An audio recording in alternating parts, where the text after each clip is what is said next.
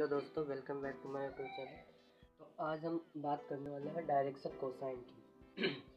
Direction cosine, किसी line का direction cosine निकालना है तो उसके लिए हमको क्या करना पड़ेगा। देन यहाँ पे हमने पहले समझेंगे स्टेप बाय स्टेप। पहले डायरेक्शन कोसाइन के बारे में समझते हैं, डायरेक्शन कोसाइन है क्या। उसके बाद फिर हम इसका प्रूफ भी करेंगे कि डायरेक्शन कोसाइन का ये फॉर्मूला आया कहाँ से है। ठीक है, तो डायरेक्शन कोसाइन सबसे पहले यहाँ पे 3 लाइन ली गई है सर। ये y एक्सिस है, ये x एक्सिस, ये z एक्सिस है। दोनों को इस फॉर्म में रखा गया ऐसे। ये हमारा है दोनों का फॉर्म। इसमें से एक, ये तो हमारा ओरिजिन हो गया, ये x हो गया, ये z हो गया और ये y हो गया। तो x y z इन सब में होगा क्या। तो सबसे पहले ये जो यहाँ पे O है, ये x एक्सिस से XOP जो है ये अल्फा है, एंड POY ये क्या हो गया, बीटा हो गया, और ये वाला गामा हो गया। तो यहाँ पे एक लाइन हमको दी गई है और एक है OP लाइन है, एक AB लाइन है। दोनों एक दूसरे को इंटरसेक्ट नहीं करती है। ठीक है, सबसे पहले इसमें ध्यान देते हैं। First of all we plot the line AB and we draw the line OP which is parallel to the line AB by the figure। जिसमें से आप देख रहे होंगे कि हमने इसमें सबसे पहले हम एक लाइन ली है AB और फिर उसी के पैरेलल हमने एक लाइन और खींची, क्या, OP खींची। तो देन उसके अकॉर्डिंग हमको फिगर में क्लियर हो चुका है।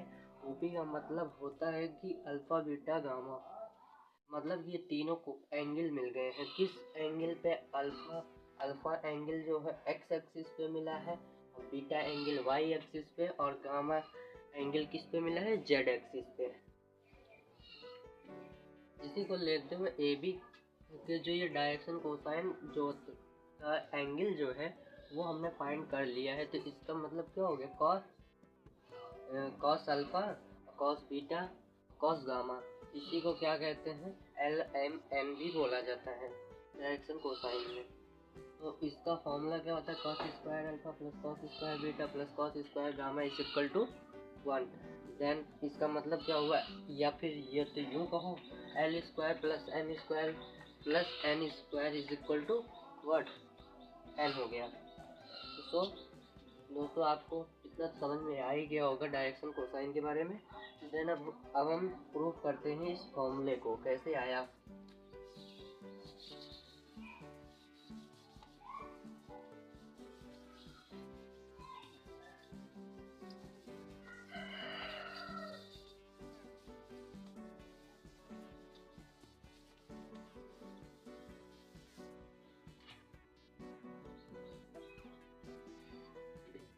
चलिए,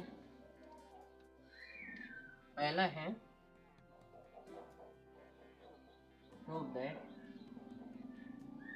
L square plus M square plus N square equal to 1। ठीक है दोस्तों, सवाल पहला दे रखा है, ये बहुत इम्पोर्टेंट है, जो कि BSc के एग्जाम में भी बहुत आता है।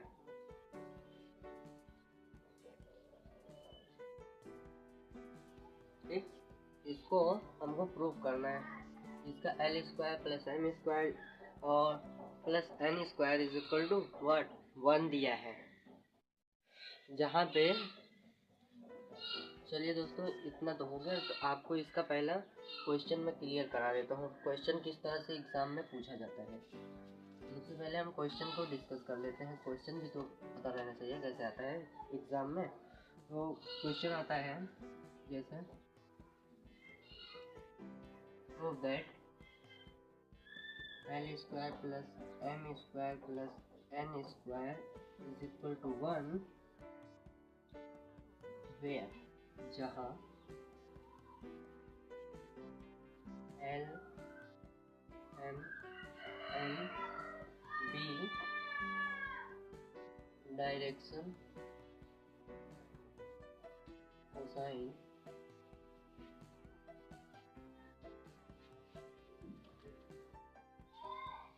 will direction cosine of given line AB of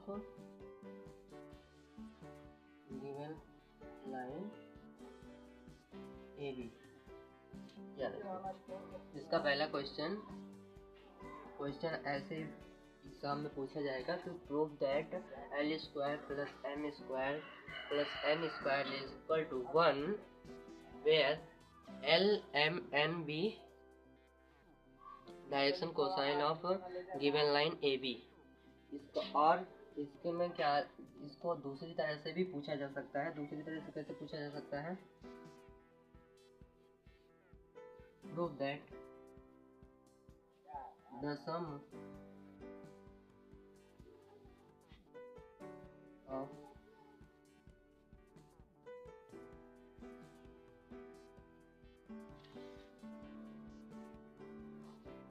square of the direction cosine of line is unity। ठीक है दोस्तों, या फिर इसको एक तरह से और पूछा जा सकता है कैसे? cos square alpha plus cos square beta plus cos square gamma equal to 1। ये हो गया। मतलब कि दोनों का क्वेश्चन ऐसे 3 टाइप के क्वेश्चन बन सकते हैं। पहला तो एलिमेंट के रूप फॉर्म में होगा, और दूसरा जो है कि पूछता है prove that of direction cosine जो है जिसका एंगल है उनका स्क्वायर करके यूनिटी, हमको यूनिटी मतलब होता है दैट मीन्स 1 हमको प्रूव करना है। चलिए दोस्तों अब इसको प्रूव करते हैं।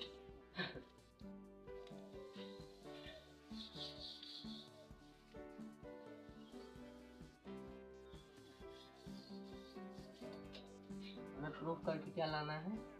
cos square alpha plus cos square beta plus cos square gamma equal to 1। चलिए देखते हैं सॉल्यूशन।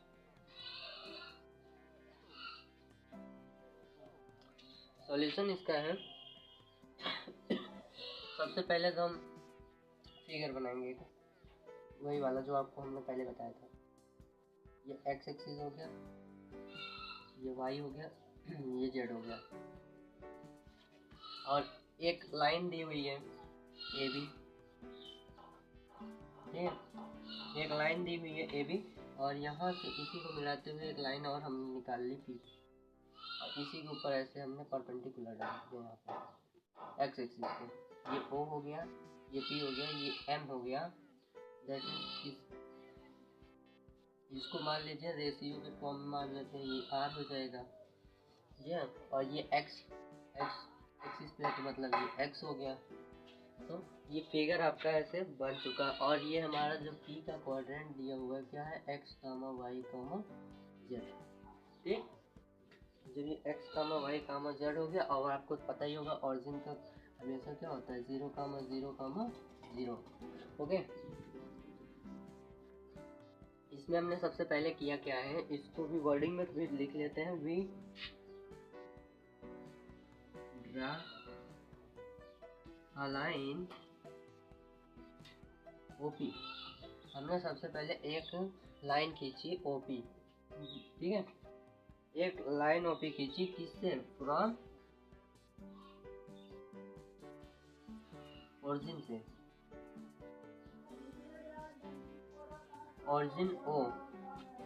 ओरिजिन O से खींची गई। विच जो लाइन किसमें, जो लाइन क्या है? विच ये ओरिजिन से खींची गई, ये किसके हैं? Parallel to the line AB। ये AB के पैरेलल है। ओके, ये लाइन हमारी किसके पैरेलल हो गई? AB के।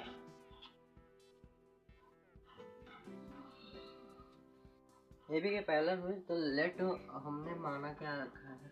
लेट देखिए OP इक्वल टू R है, and OM is equal to X है, और कुछ दिख रहा है क्या? और कुछ नहीं दिख रहा ना। और देन ये जो हमारा ओरिजिन ए बना था, ये एंगल भी तो हमारा कुछ बना था, किसमें? अल्फा फॉर्म में बना था। ये हमारा अल्फा हो गया, तो मतलब दैट मीन्स एंगल भी तो हमको मिल गया P O M. Angle P O M बराबर क्या हुआ? अल्फा। दैट मीन्स अल्फा हो गया।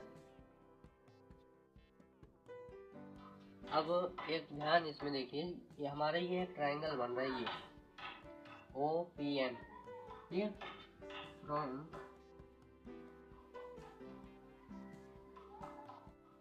ट्रायंगल ओ पी एम से देखा जाए,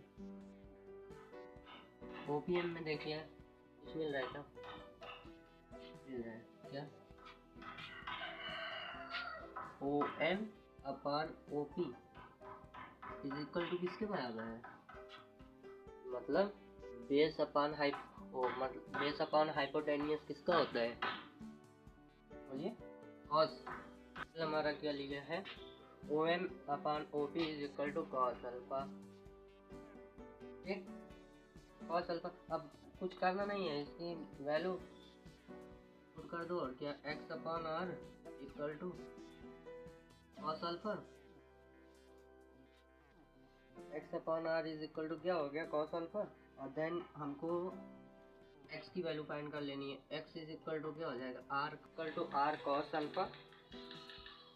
देन इसी के प्रकार क्या हो जाएगा, जो कि हम जानते हैं कि कॉस अल्फा बराबर क्या होता है? एल होता है, तो R is equal to L हो जाएगा। देन सिमिलरली क्या हो जाएगा? Y is equal to Y is equal to क्या होगा? एम आर हो जाएगा, and Z is equal to क्या हो जाएगा? एन आर हो जाएगा। ठीक, ये हो गया। देन अब इसके बाद हम जो है ये ओपी के बीच की दूरी निकाल लेते हैं। ओपी हमारा क्या हो जाएगा? Under root X two minus X one का होल स्क्वायर होता है, तो एक्स माइनस जीरो बराबर एक्स का whole square X square. Then इसी प्रकार क्या हो जाएगा? X square plus Y square plus Z square. ठीक, ये हमारा हो गया, ओपी हो गया। तो अब क्या करना है? कुछ करना नहीं है। अब इसी में रखते चले जाएं वैल्यू। ओपी बराबर क्या होगा? एक्स की वैल्यू यहाँ से मिली है, क्या हो जाएगा? R square L square plus Y का क्या हो जाएगा? M square R square plus Z का क्या हो जाएगा? N square plus R square. N square equal to into R square. अब यहाँ पे तो गाइस यहाँ पे देखिए, ओपी की वैल्यू क्या है? आर है, तो देन आर यहाँ लिख दिए, एंड और फिर इसके बाद जब आर का स्क्वायर कर देंगे तो ये क्या आ जाएगा? अंडर रूट कर देंगे, मतलब R square is equal to क्या आ जाएगा? R square L square plus M square R square plus N square plus R square. Then यहाँ पे आप देख रहे होंगे कि आर स्क्वायर कॉमन है, आर स्क्वायर यहाँ ले लीजिए, आर स्क्वायर यहाँ पे कॉमन ले लीजिए, L square plus M square plus L square. R से आर कट जाएगा, क्या आ जाएगा? L square plus M square plus N square is equal to one. Then ये आपका प्रूफ हो गया। और इसी के फॉर्म में और क्या हो सकता है? एल का मतलब जानते ही हैं आप, कॉस अल्फा होता है, तो कॉस मतलब कि cos square alpha plus cos square beta plus cos square gamma equal to what? One. ये हो गया आपका प्रूफ।